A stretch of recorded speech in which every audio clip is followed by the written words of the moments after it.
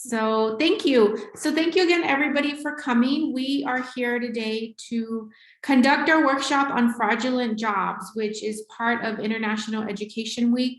It's my most informative workshop that we organize, but also attend. I'm really glad Yaga's here. We're able to.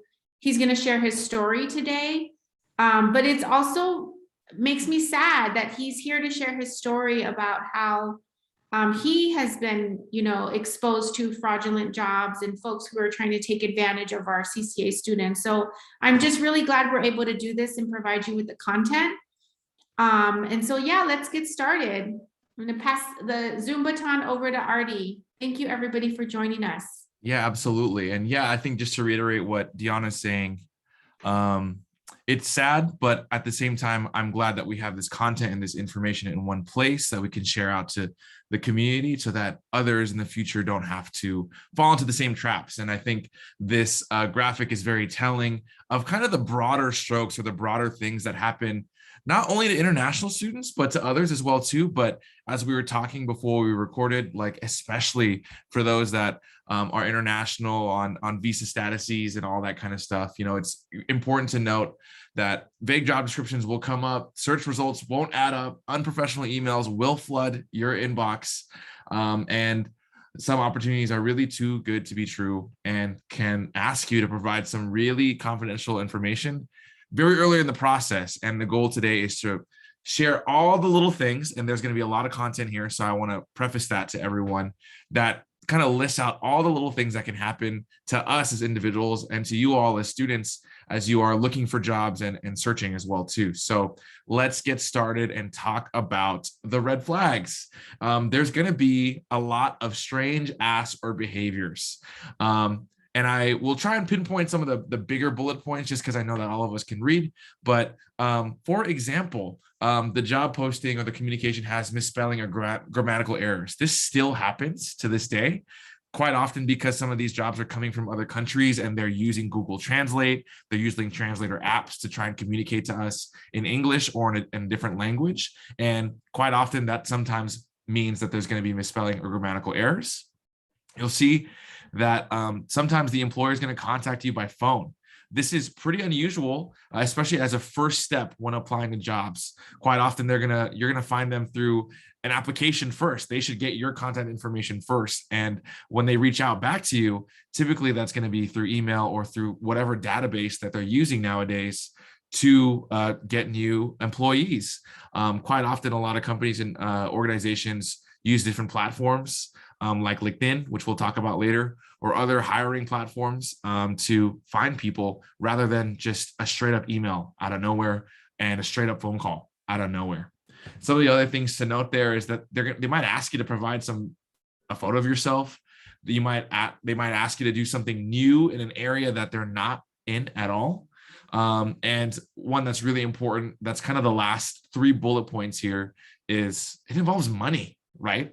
They ask you to forward payments by wire, courier, bank transfer, check, PayPal, Venmo, Cash App, all of these new apps that are coming out. That's quite unusual for an employer to ask, especially early on in the process before you're even hired. If you ever receive an unexpectedly large check for maybe just one email you sent to a job and saying that they're gonna ask you to use this money for X, Y, and Z, to open up that office, to buy equipment, to get set up in a building, that is suspicious.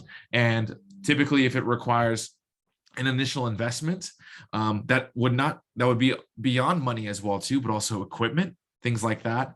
That is definitely very strange and a red flag that we want our students to be aware of.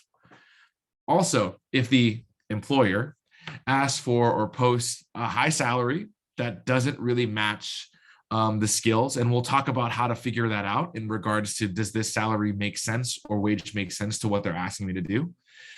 There's a large payment or reward or stipend. They'll use a lot of different words in exchange for them having access to something of your personal belonging, your personal bank account.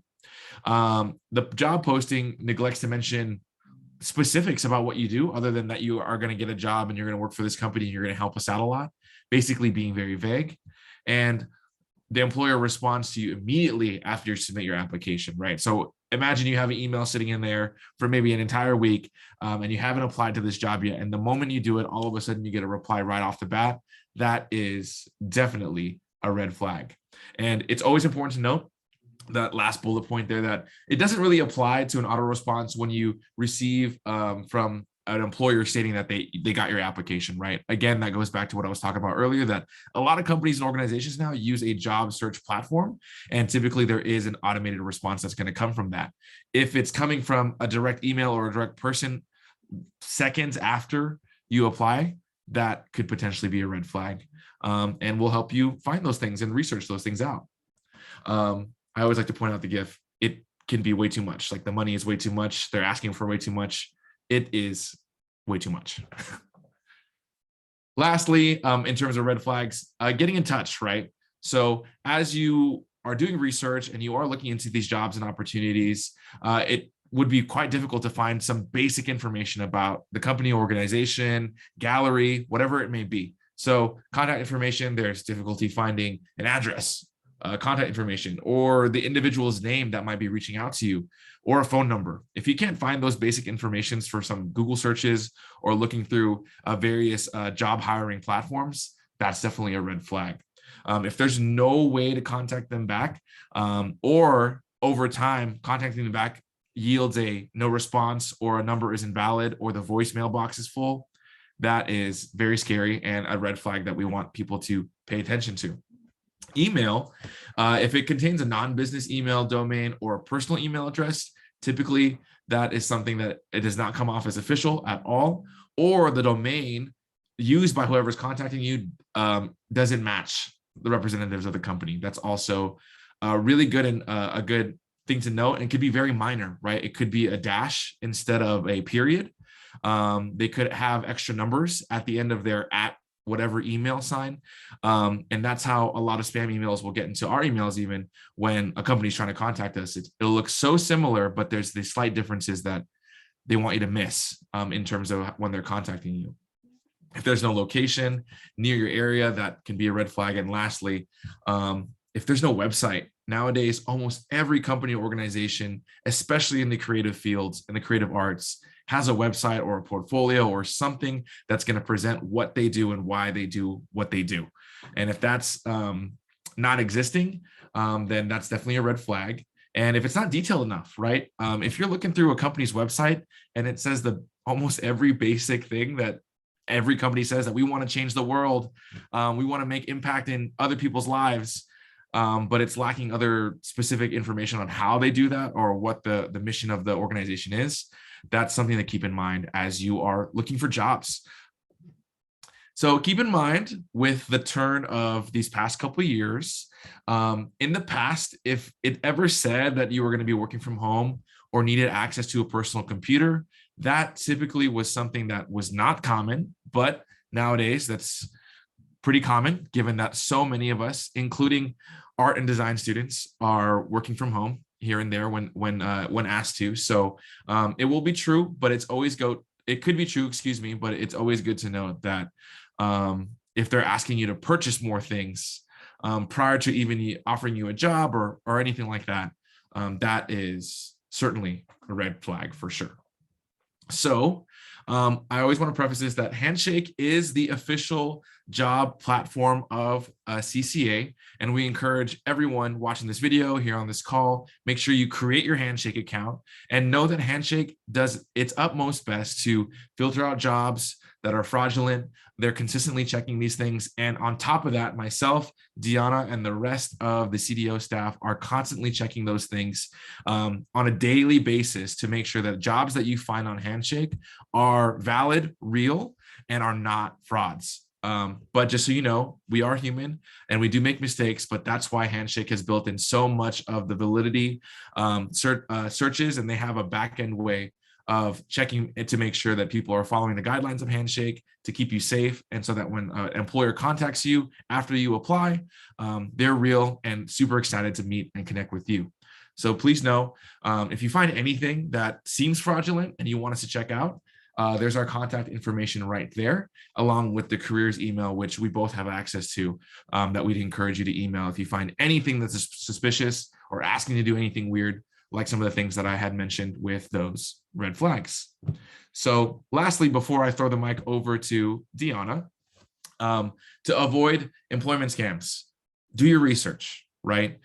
Take the time to look on various websites, test the phone numbers, check the emails that they send and make sure they match other members of that company if they are posing as another company, because that's the easiest way to make sure that you make sure a job is professional, legitimate, and search what other people have been doing or others say about this company. Quite often there'll be reviews as well too, that you can find on Google or other platforms, and that's the easiest way to figure out if this is real or not. Beware of all the red flags that I just got done talking about.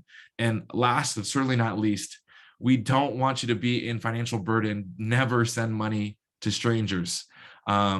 A lot of people get these random calls, random emails to send money right away to make sure that you stay in the US, make sure that you don't lose your car or pay off a bail that you've never had an idea about, right? These are things that are quite often coming to all people in the United States, and they can get really tricky. But the easiest way to catch a red flag is that money aspect.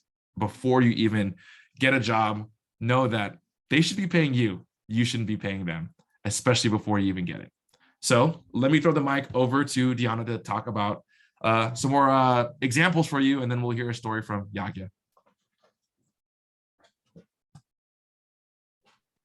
So I want to kind of share with folks who are on our presentation now, and for those of you who are viewing this through a recorded version, some examples of job scams and the fact, what they look like. What are you going to be seeing? What are you going to be reading? And so I have a couple of examples to show you. Both of these happen to our students. One of them specifically happened last year. So these are experiences that I've had in terms of working with students directly. So this job, again, job scams come in all shapes, sizes. And here's one example. They're asking, get paid. Due to the outbreak, you're eligible to work from home, but they're asking you for more information. Send your information in a text message. This is kind of a big alert in terms of like, do you want a job? Most jobs that are professional are not going to ask you to send a text message. They're going to be more professional. They're going to ask you to fill out an application, at least send your resume or your portfolio. So this is an example of something you probably should just think of, like, is this legitimate? Is this something that's correct? Next example is the one, this is the one where they're asking you to provide like information. I can't read it right now because it's actually pretty small, but from what I remember from this example, it's scams attempt, do not provide any information. So kind of to reiterate what Artie has said, they will ask you for information. They will ask you for an account. They will ask you for the name of your bank. Some of them will also ask you to confirm your phone number and your name and your date of birth. Do not share any of that. The next example, I believe, is the one that happened to me last year where I worked with a student. Yes, this is the Cox Media Group. So this one is very like personal to me because I worked directly with the student to figure out if this job was a scam. The company that they were kind of showing themselves to be online and on LinkedIn was really sophisticated. They created their own, they had a great logo, they have a good website, but it just didn't match. When I did some more research and I actually called the company, they would never answer. They didn't respond. Their HR coordinator, who they said was their HR rep, did not respond to any of my emails. If you're like a legitimate company, you will respond to a higher education email, especially a career development office. They didn't respond to any of it. So if we move on to the next slide, this is the example of direct communication that the student received from this HR rep. let's see, they wanted to interview during, you know, via a chat. They also, one thing that was interesting about this communication is that they refused to talk to the student on the phone. So they would not, she had additional questions and she asked several times, can I meet with you on the phone? Can we talk? And they wanted to do everything via chat. And this is something that I thought was not okay. So can you scroll to the next slide? I think this is, yeah. So they also asked to reimburse for equipment. So clear example of them asking for them to, you purchase the equipment and we will reimburse you. That is not appropriate and that is not standard. Even when we hire a CCA, we send the equipment, we will mail the equipment, or we'll have the new staff member come and pick up the equipment in a safe, you know, socially distant manner. But we never ask, you should never be asked to purchase your own equipment and be reimbursed. So now it's time to share the student experience. Yagya Gulati is a student ambassador. I feel like our most active CCA student, at least as long as I've been here. And I've worked with him for years. I can't even know how long, we've worked together, but I know that when we met recently, like 6 months ago, you shared with me a story about you trying to get a job and applying to hundreds of jobs, and having success maybe in the interview. But you know, you were still struggling to get a job as everybody does. But you also shared a story about how you got scammed and you know, on LinkedIn, which I was shocked about. So I invited you here today for you to share your story, and kind of give your experience to students. So if I'm going to pass the screen over to you, if you can share your story and what happened and what you did and how did you know it was a scam. So I'm going to pass you the mic. Sure. Thank you. Hi, everyone. I'm Yagya and I graduated this May from CCA and I'm currently working as a UX designer for ServiceLink. Yeah, I had like a bit of struggle finding a job. It took me like 6-7 months. Went through a lot of experiences and I'm really happy to share my experiences so that you don't go through what I went through. And some of the key things that I personally noted that I've been advising my friends as well in terms of, you know, what to be careful of when you're looking for a job, and the guidance that I got from my friends and, you know, all the alumni that I was in touch with and etc. So I know it can be really hard because we have, especially being an international student, we have a certain time limit that we need to find a job within, which is I think 3 months plus 2 months of grace period, so like in total of 5 months. And any job sounds good at that point of time, but I would advise you to do all of your research. So again, like during that time, I got this email from this company called Planet Art, saying that they would like to interview me and they liked my portfolio and everything. And I didn't remember applying to Planet Art at all.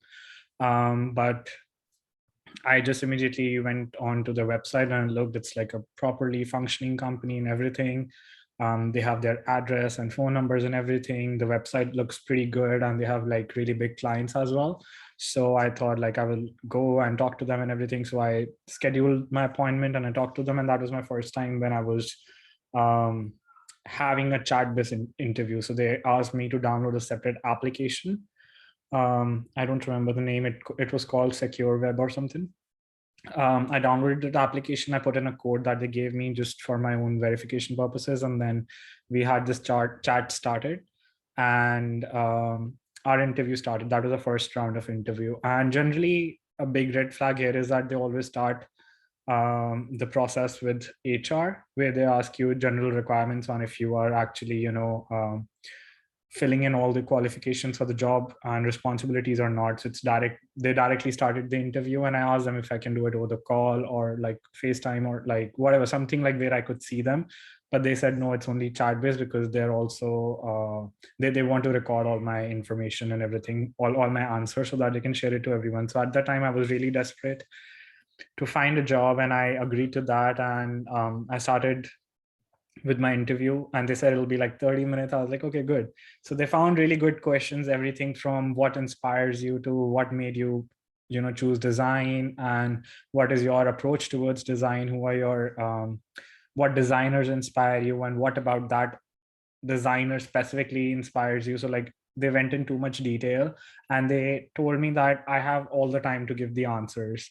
I was like, that sounds amazing, because generally it's very intimidating sometimes to like have an interview face to face and everything. And so that interview started, I'm writing answers. I was writing like long essays and paragraphs for each question. And the biggest thing that made me realize that it like made me skeptical about it was that they were replying within a second saying, oh, that was an amazing answer, that sounds so amazing. I was like, are you sure you even read the entire thing? I wrote like a 500-word paragraph for each question, and you're just replying after everything in a second. That's amazing, that sounds great. So I was like, okay, maybe I was still desperate. I was like, okay, I'll continue.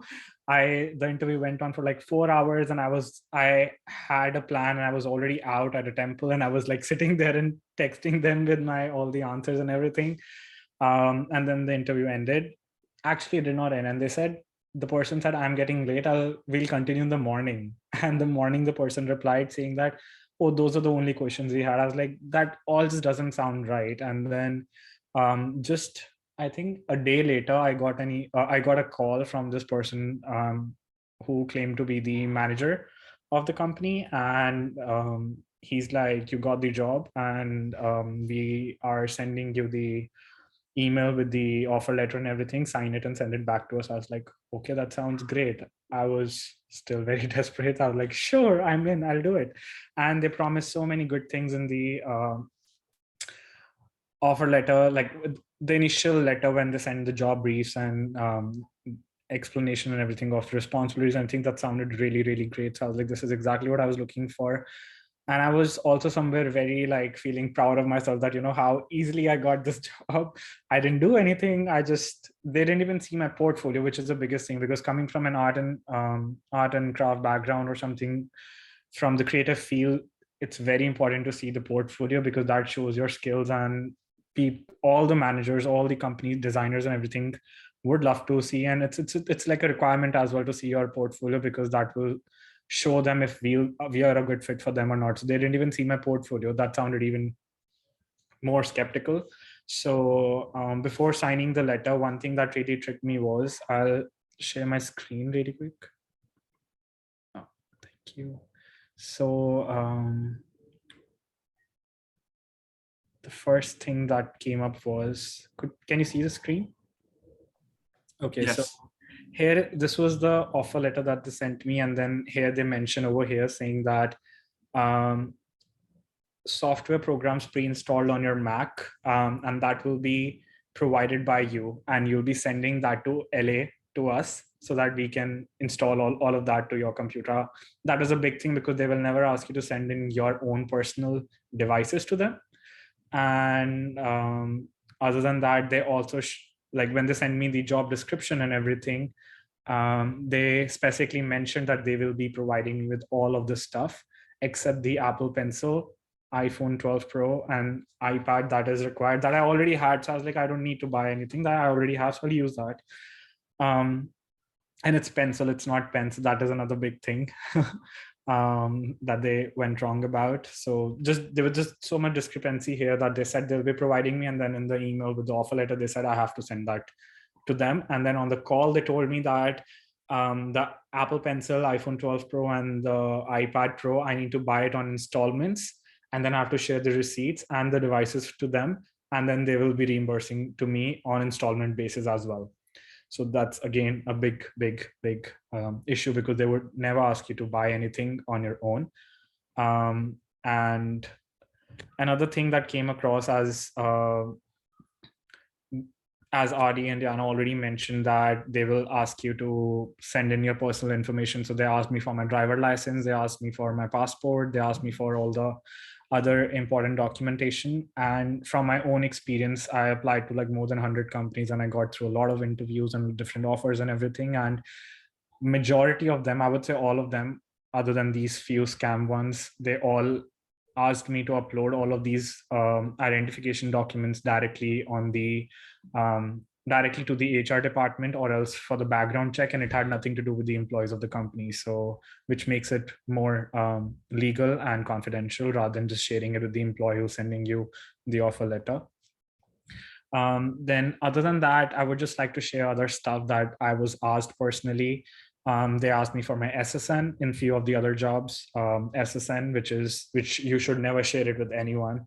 And then few things that I noticed other than this were that the emails, as already mentioned, should not end in like Gmail, Yahoo, or any different numbers or anything. It should have the company name. That's like very basic thing that's common around.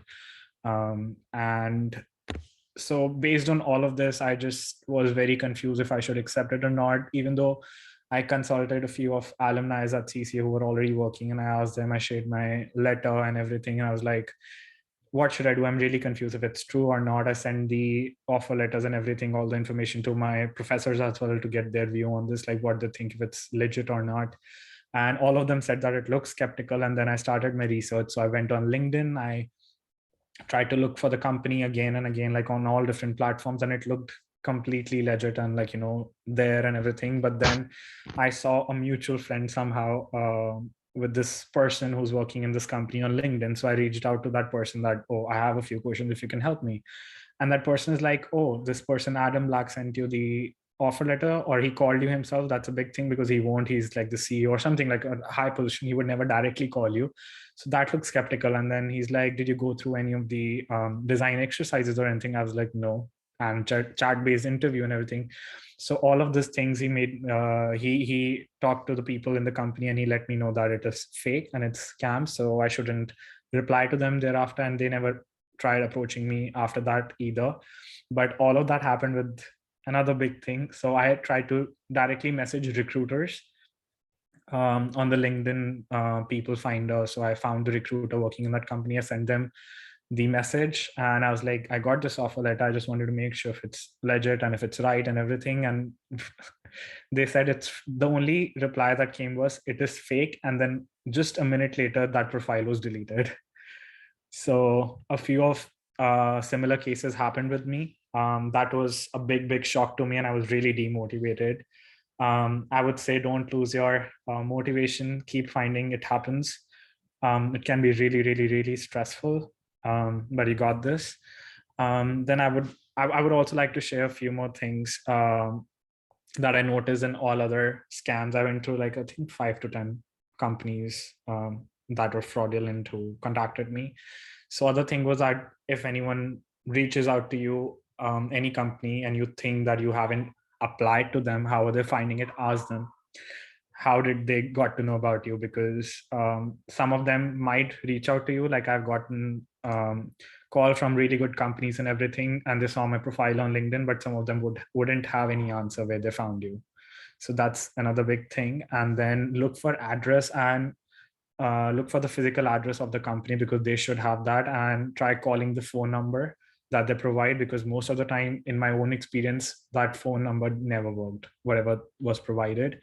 And when I looked on the websites were broken, the links were broken, the design was really like incomplete. I would say like an incomplete website where like half things were there, half things were not there, missing button and all that kind of stuff, where they might thought, like the homepage, people generally visit that, so that should be good. But when you click another link, it goes to just like a Wix website or something like that. So those are a few things that I personally experienced a lot. And in fact, there was this one company that reached out to me a couple of times with all the different, so I'm from India, so I don't know how or what is the connection between that company, but I always get the emails from that company with like an Indian name over there. So I always feel like, initially I felt like, oh, I should just reach out to them. It will be okay. Just feeling that comfort zone or whatever.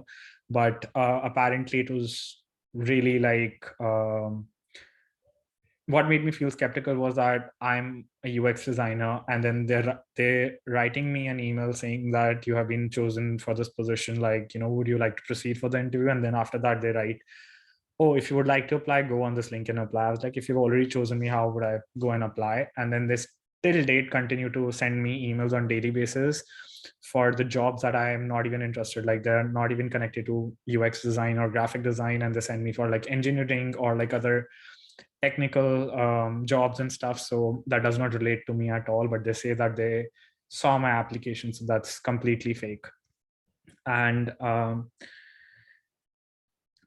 also, I would recommend that interviews are generally two-way thing. Don't consider it that the company is the only one interviewing you. So the more questions you ask, the more clarification you will also get, because in the fake and scams, they wouldn't be able to answer you with all these kind of questions like how's the work environment, or like what kind of responsibilities will I be personally working on, and that kind of stuff. So that's very important. And if you ask them, you'll get clarity, because most of them did not have answer in my case. Other platforms that they used were like chatting on Skype. The email I got from a separate person, and then the chat was with some random name written there, like it is called Sunflower Daisy something. I was like, what's this? That doesn't look professional at all. And I just have a lot to say. Sorry, just a little more.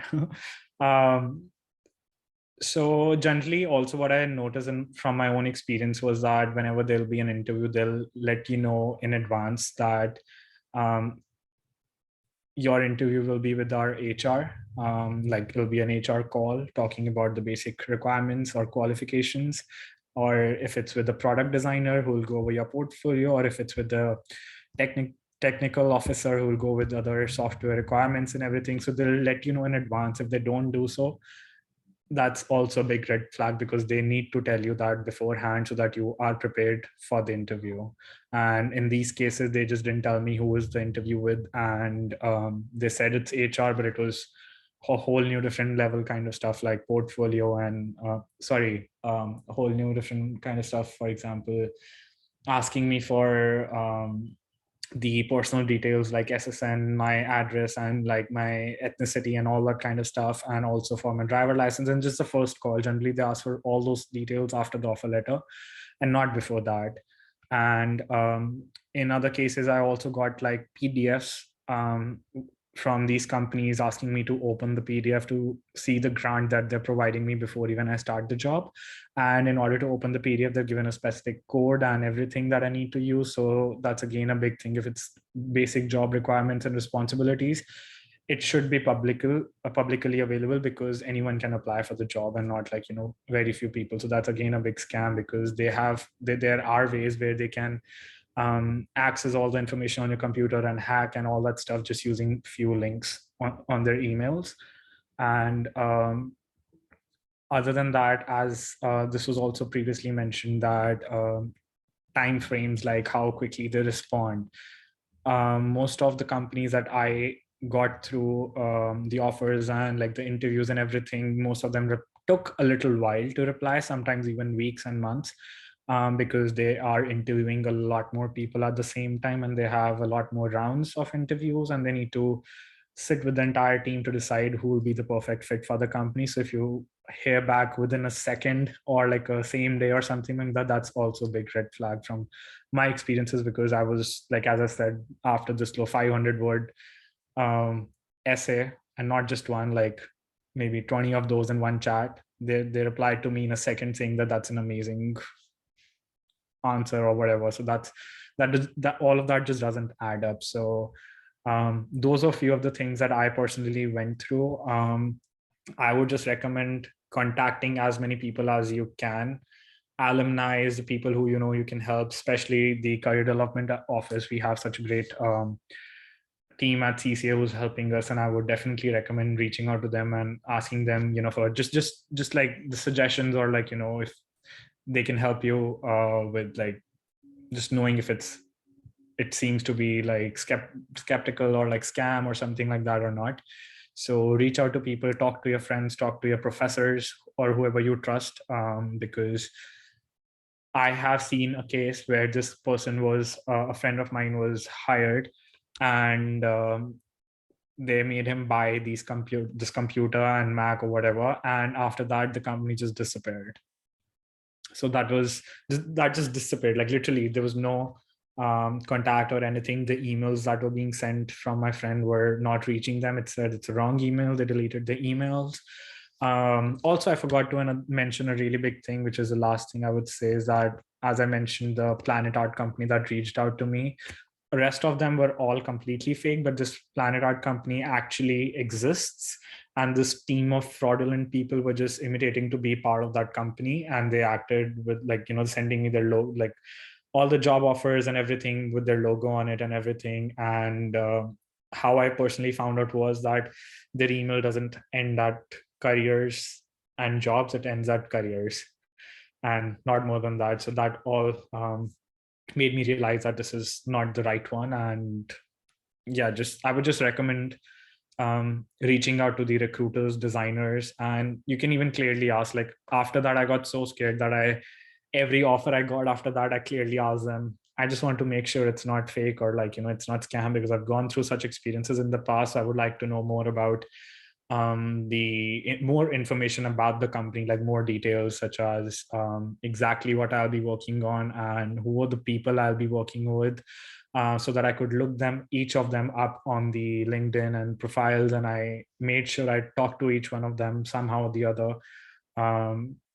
And most of these companies that were genuine had a couple of different rounds of interviews, starting from the HR level for basic qualifications, then to the junior designer, then technical officer, then manager, and then most of them also had design exercises where they'll ask you to design, like do a brief 2-day, 3-day take home exercise, or like live in front of them. I had both kinds of exercise, which were like 3-day take home, or like 1 hour on screen live with them on Zoom and everything. So those things just are, I feel like, in a way necessary for any kind of creative person to get a job, because it's all about how you use your skills, what skills you hold. And if a person is giving you a job without even looking at that, it doesn't add up at all.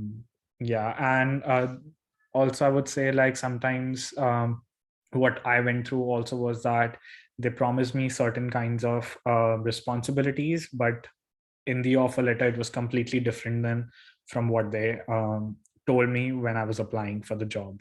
So also be mindful of that. You have more power over them, I would say, because you are an asset to them and you'll be working for them. So make sure that you take your own time before applying and before getting too excited. It feels really exciting, but you never know. So just take your time, do all the research, and then revert back to them, and just be careful. Great. Thank you. Thank you. Yagya, thank you. I'm very sorry this happened to you.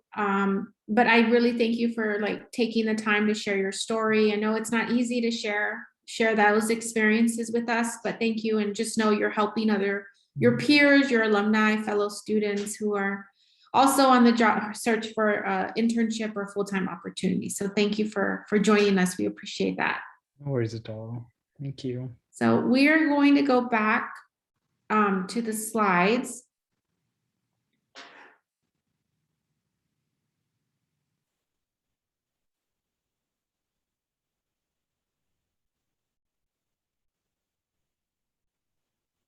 And I'm going to go ahead and skip this. This was an exercise, but I want to make sure that we have time to finish, because I feel like we've covered a lot of information already. Definitely, I agree. And again, sorry for all that happened. Mm-hmm. And it was helpful for me too, just to hear all the little things that they can really do, like imitating another company, Mm-hmm. just to get in contact with you and try and scam you, which is unfortunate. But here, quickly, I'll go through these resources that I don't expect people to know and write down all right this moment, but definitely know that if you reach out to any of the ISAP or CDO staff members, will definitely share these out if you feel like you're running into an issue with a fraudulent job posting or job interview process, or any of the things that we've talked about so far this evening. So again, just to reiterate, be skeptical, or like what I like to say, be curious. Just be naturally curious. You want to be that way during an interview anyways. You want to be curious about the people. You want to be curious about the job opportunity. Is it real? Are they nice? And then, as Yaga said, over time, you'll probably see they can't really answer some basic interview questions that you can meet with the Career Center about to know what those basic career, interview questions might be. Research the employer and, try to meet and see someone's face when you are getting interviewed with a potential employer, even if that's virtual, especially nowadays, given where we are as a society.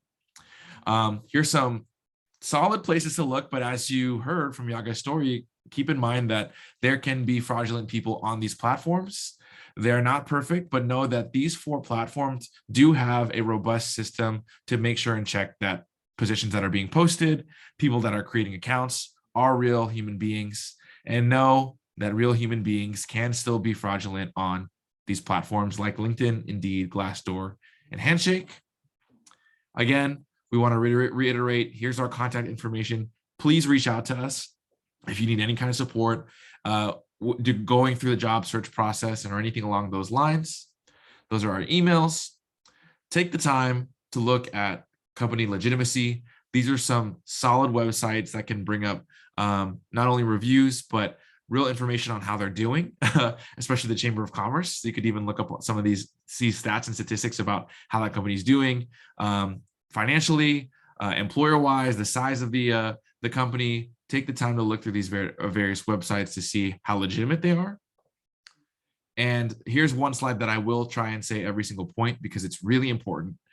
We created this presentation to be preventative rather than reactive to you falling into scams or fraudulent job postings. But if you feel like, or if you are a victim, unfortunately, please remember, cease all communication immediately once you know you've been scammed. Report it either to us if it was on Handshake or the relevant platforms that you might have gotten connected with that job through. If you believe that someone is conducting scams under the name of legitimate business, like that we just heard of, contact that business to let them know. You could even take it a step further and file a complaint with the Internet Crime Complaint Center. And lastly, report the scam to your bank or financial institution if money was exchanged. I would say 1 in 5 could happen at the same time, especially if you exchange money. That's one of the first things you want to check as well too. Here's a lot of different ways that you can report. I won't read all of these, but I will give you all a couple seconds to just take a look at the slides. They range from Homeland Security all the way to the Federal Trade Commission and, of course, Social Security Administration, if any kind of fraud along those lines have happened to you. And then here's some direct links to a lot of these information reporting resources, especially ways to file a complaint, all that kind of stuff. And again, if you reach out to any of us, we'll provide this information to you if you feel like you need to take that necessary step to file these. Lastly, before I, again, throw the imaginary mic to Alex, if you're a victim of identity theft, please take action. There's different ways to do that, either through the Federal Trade Commission, IRS, reporting it to credit reporting agencies, banks, Social Security Administration, and if you wish, your local police department, wherever you may currently reside. With that being said, we have some information from ISAP. Hi, everybody. My name is Alex Marquez. I am the International Student Advisor in the ISAP office, and that stands for International Student Affairs and Programs. And I'm just going to talk a little bit about the types of work authorization as an international student. So you can see here on the first bullet point is talking about on-campus work. So as an international student, you are eligible to work on campus as soon as you start attending CCA. The way you can view the job boards is through Workday. All you have to do is search find student jobs. And then from there, you'll be able to view all the available jobs, see who's hiring, and then you'll be able to apply directly through Workday. Any off-campus work you are eligible to apply for after you've completed 2 semesters on your I-20. So your I-20 needs to be active for at least 2 semesters before you apply for any off-campus work. And it does have to be employer and semester specific. So if you do get an off-campus job, it is valid for, you'll be able to apply for that, let's just say for the fall semester. If you were to extend into the winter and the spring, you would have to do an additional authorization and get CPT for that as well, even if it is the same one. It has to have a curricular connection. So that's one of the more important things. It has to be related to your degree and your major. So unfortunately, you can't, most likely can't work at like Starbucks or get like a waitress job or something, because chances are that won't relate to, you know, your art and design degree. And you do have to have authorization before you start working. So along with it having a curricular connection, that's extremely important. Because if you do start working and you don't have authorization from the ISAP office, that could put you out of status, and that's the last thing we want to do. So just, you know, make sure to check in with someone from the ISAP team if you do have an off-campus opportunity. That way we can properly walk you through the process. We do have a very robust portal page about CPT, and so I definitely encourage everyone to check that out if that's something that you're interested in. I know there are some majors that have required internships, and so you would be applying for CPT if you were to partake in, you know, a required internship off campus. And then also another type of off-campus work is called OPT, or optional practical training.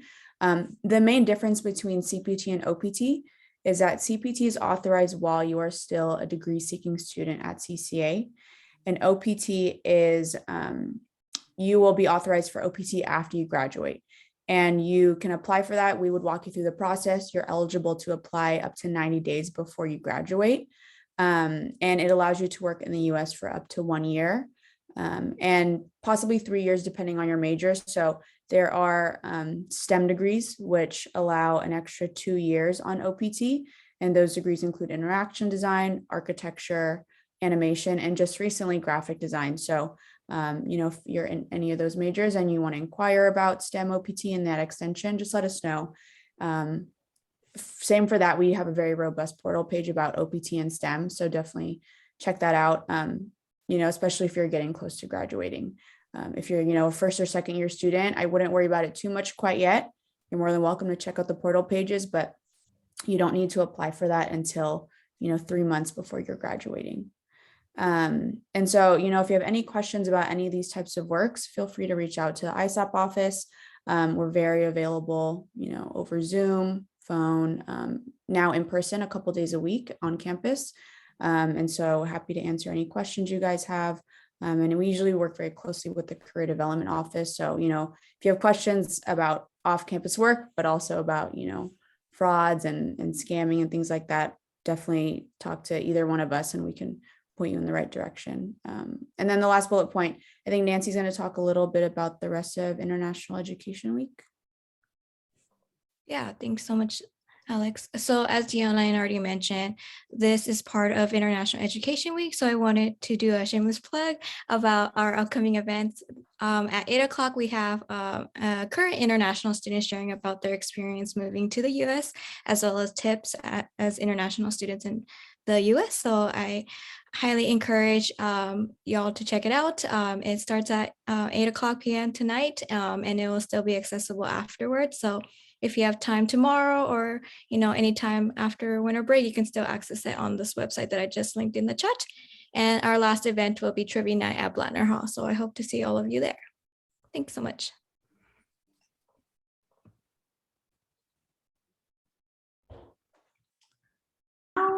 Yeah, sorry. Now we are just gonna conclude with just a thank you for everybody to come. I think we have one more slide with all of our names on it. Oh, that's right. I'm supposed to say what we do.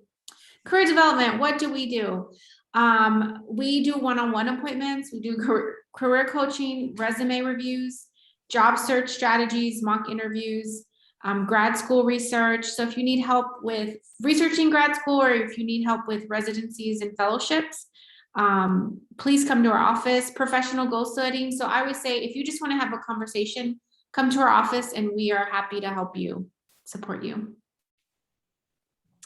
And then if you have any questions, Anne, I know I asked you in the chat if you had any questions. I just want to ask you again, do you have any questions for us? Feel free to chat them in. We have a few minutes. We can ask Yagya is still on. We can ask him the questions. So any questions, Anne? Anybody else have any questions for Yagya? Thank you. I don't have any question right now. I just think this session is very helpful for me, and also we do not have much chances to get information like this on job scan. So I'm just glad that I attended this meeting. Well, We're happy that you attended too, for sure. Yeah, and this is something, you know, that we are as an office, we're working on creating more content like on Instagram where we give you like tips on job scams. Again, this is like really informative even for us as staff, and I can't imagine how beneficial it is for you all. So we will share this content on YouTube, on our portal page, Panopto page, portal page, everywhere we can, ISAP's page, just to get the information out there. And I'll pass it to Artie so he can end us, close this out. Definitely. So I just want to reiterate, thanks for everyone that was able to come here, and thanks to anyone that could be watching this recording as well too. Here is all of our contact information, because yes, we are real human beings that want to connect with you, that want to support you here at CCA. So please do not hesitate to reach out to us, because we will legit not have a job unless you hit us up and you know, ask us questions, and we want to help you wherever you are in the process with any of these topics, to support you in those things. So thanks so much for being here, and we'll see you all around soon. Thank you, everybody. Thank you. Thanks, Thank Yagya. you. See you. Good to see you, Yagya. Thank you. Thank you so much. Happy to help. Take care, everyone.